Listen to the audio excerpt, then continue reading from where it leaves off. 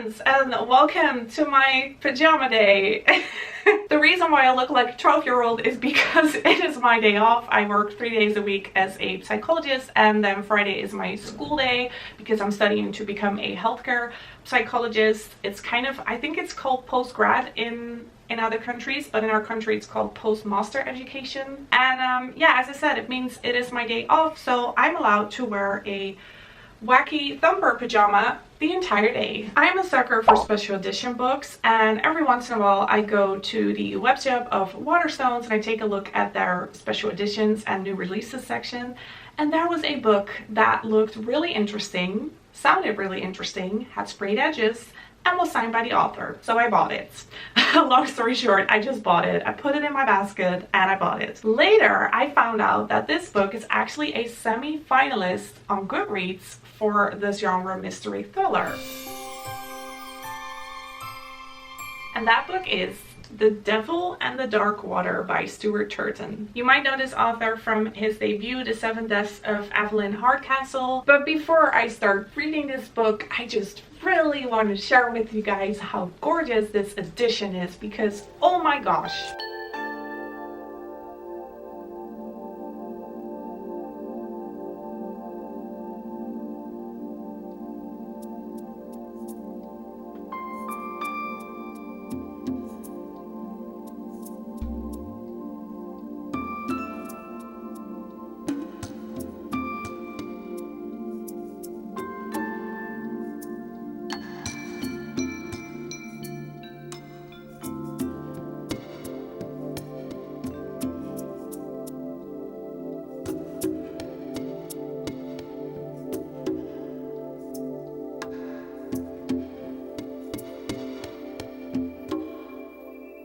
This book has 550 pages, so I'm probably not going to finish it in one day.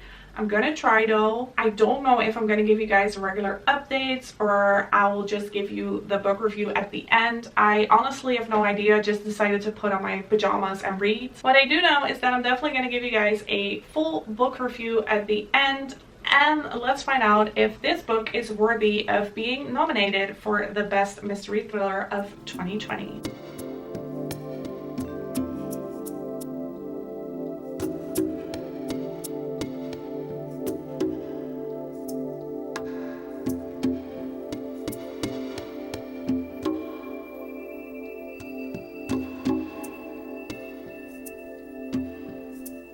Back, and as you can tell, I am no longer in my pajamas, so that means I didn't read the book in one day. It actually took me 4 days to finish the book. I really enjoyed it. I have a lot of thoughts, so let's just dive into this, and it will be a spoiler-free review. Captain, persisted Isabel, what's the dark water? It's what old sailors call the soul, answered Van Schoten from the opposite end of the table. They reckon our sins lie beneath it, like wrecks on the ocean bed.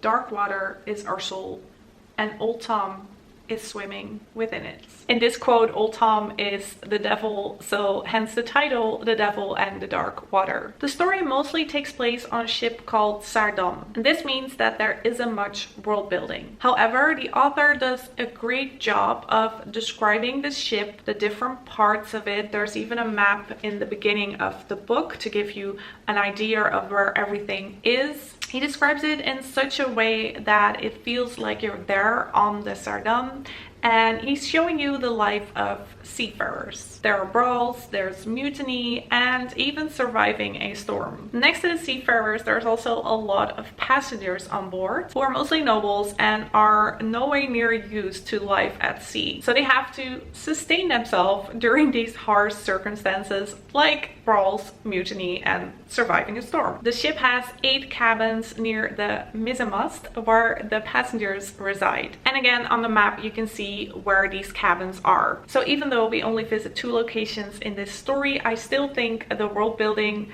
or should I say the shipbuilding was done well. I mean, there's a layout of the ship. The author goes into a lot of detail when describing his surroundings, and it just feels like you're on board the Amsterdam. As a Dutch person, I was curious to see what the author was going to do with all the Dutch influences, because it is a Dutch ship from the Dutch East Indies traveling from Batavia to Amsterdam, which is the capital of the Netherlands. So I was kind of surprised to notice that some names were not Dutch.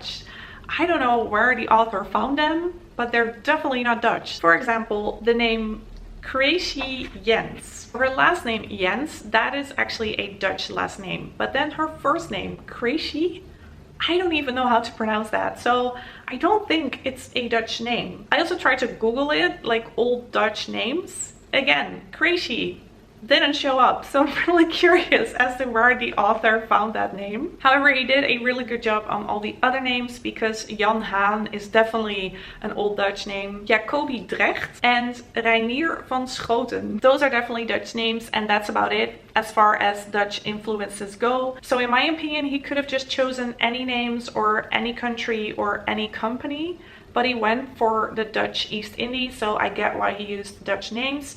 But I was hoping he would have also incorporated maybe some culture or Dutch food or something like that. That would give us an extra element that you're aboard a Dutch East Indies ship. I just have to mention this because my city where I was born and grew up and still live is named in this book, and that is Rotterdam. So basically in the Netherlands we have two big cities, and those are Amsterdam and Rotterdam. And on page 20 it says, "She felt it the first time they'd met, when she and her 4 sisters had been delivered overnight to his drawing room in Rotterdam." Let's talk characters. So there's a pretty large cast of characters, and it took me a while to get to know them. But luckily, there's a passenger's manifest at the beginning of the book that I needed to look at multiple times while reading, mainly because the author constantly switches between POVs.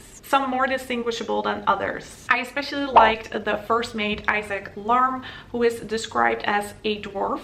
And I know that's not the correct way to describe little people, but in the book he's called a dwarf. And that's really special because in 1634, little people were not allowed to work. They were seen as an abomination. And somehow he found a way to become the first mate at the Amsterdam. Then there's also Leah Jan, or should I say Leah Jan, who is the daughter of the governor, and she is an exceptionally smart girl who has a knack for inventing things. Because it's 1634, women have a different position than they have nowadays. They are seen as meat on a market. A man could choose a woman and then they would get married. And the view on marriage is described by one of our characters. "Love can be feigned, dear heart.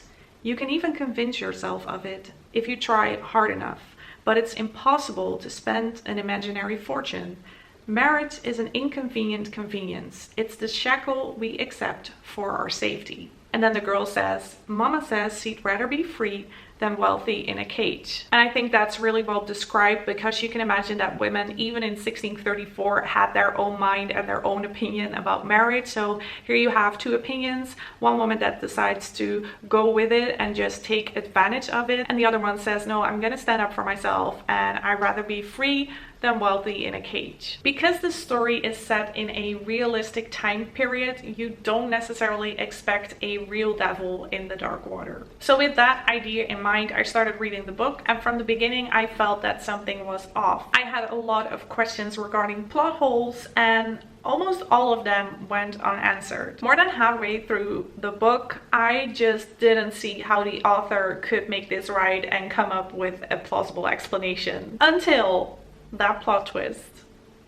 where all my questions were answered. It's truly a great way of writing and really smart, because I think it takes a lot of planning to do something like that. However, I think the reading experience would be more enjoyable if the plot came a little bit sooner. When you read the acknowledgement, the author explains that he doesn't like pinning his stories to a genre. I'm still gonna try. I think The Devil and the Dark Water is a mystery thriller with historical elements, a focus on character dialogues, and a brilliant plot twist. And honestly, the plot twist saved it for me, because I was gonna give this book around 3.5 stars, but because of that ending, that huge twist that explained everything, I have decided to give this book 4.5 stars. Knowing what I know now, I can't wait to reread this book, so that's something that the author did really well. Should it win? I don't know. I haven't read enough mystery thrillers in 2020 to give you